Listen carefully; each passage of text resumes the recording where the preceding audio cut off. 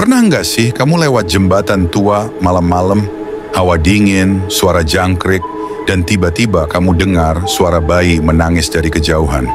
Mungkin itu cuman imajinasi, atau ada sesuatu yang benar-benar ada. Kali ini gue akan bawain cerita seram tentang jembatan beranak.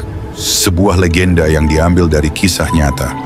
Tapi hati-hati, karena cerita ini bakal bikin lo susah tidur. Jembatan ini ada di sebuah desa terpencil, jauh dari keramaian kota. Penduduk sekitar percaya kalau jembatan itu dihuni oleh sosok arwah perempuan. Mereka bilang, dulunya ada seorang perempuan hamil yang tewas tragis di sana. Kisahnya begini, perempuan itu kabur dari rumah karena ditolak oleh keluarganya setelah hamil di luar nikah. Dia berjalan tanpa tujuan sampai akhirnya tiba di jembatan ini. Malam itu, hujan turun deras dan dia terpeleset ke sungai. Tubuhnya terbawa arus deras, sementara bayinya yang belum sempat lahir ikut terkubur bersama dirinya di dasar sungai. Sejak saat itu, jembatan ini nggak pernah sama lagi. Banyak warga yang mengaku mendengar suara bayi menangis, terutama di malam Jumat. Nggak cuma itu, beberapa orang bahkan melihat bayangan perempuan berdiri di ujung jembatan, seolah menunggu sesuatu. Seorang pemuda bernama Rico pernah mengalami kejadian aneh di jembatan ini. Waktu itu dia habis main di rumah temannya, dan karena sudah larut malam, dia harus pulang lewat jalan ini. Rico nggak percaya sama cerita mistis, jadi dia santai aja. Tapi semuanya berubah saat dia sampai di tengah jembatan. Tiba-tiba mesin motornya mati. Rico turun dari motor dan coba nyalakan lagi, tapi nggak bisa. Hening banget malam itu. Hanya suara jangkrik dan gemericik air sungai yang terdengar. Tapi tiba-tiba ada suara lain, suara bayi menangis. Awalnya Rico pikir itu cuma suara hewan, tapi lama-lama suara itu makin jelas. Tangisan bayi yang menyayat hati, kayak datang dari bawah jembatan. Dia merinding tapi penasaran. Dia maju beberapa langkah dan menengok ke bawah jembatan. Gelap, gak ada apa-apa. Tapi saat dia balik badan, dia melihat sesuatu. Di ujung jembatan berdiri seorang perempuan. Rambutnya panjang dan menutupi wajahnya. Bajunya putih, tapi lusuh dan basah. Dia berdiri diam, tapi badannya bergoyang pelan, seolah mengikuti angin.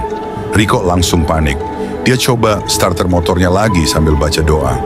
Untungnya, mesin motornya nyala. Tapi saat dia mau tancap gas, perempuan itu tiba-tiba berdiri di samping motornya. Wajahnya samar tapi matanya hitam pekat. Rico nggak pikir panjang, dia langsung ngebut tanpa berani nengok ke belakang. Tapi perjalanan pulang itu terasa aneh. Rico merasa ada sesuatu di belakangnya. Jok motornya terasa berat, seperti ada yang duduk di sana. Sampai di rumah, dia langsung masuk tanpa menoleh. Tapi saat dia melewati kaca spion motornya, dia melihat bayangan hitam samar. Masih ada di sana. Nggak cuma Rico, banyak warga lain yang punya cerita serupa. Seorang ibu pernah lewat jembatan itu dengan sepeda motor. Dan dia melihat sosok perempuan berdiri di pinggir jalan, menggendong sesuatu yang menyerupai bayi. Tapi anehnya, bayi itu nggak punya wajah. Ada juga seorang nelayan yang sering melintas di bawah jembatan saat malam. Dia bilang pernah melihat bayangan perempuan melayang di atas air.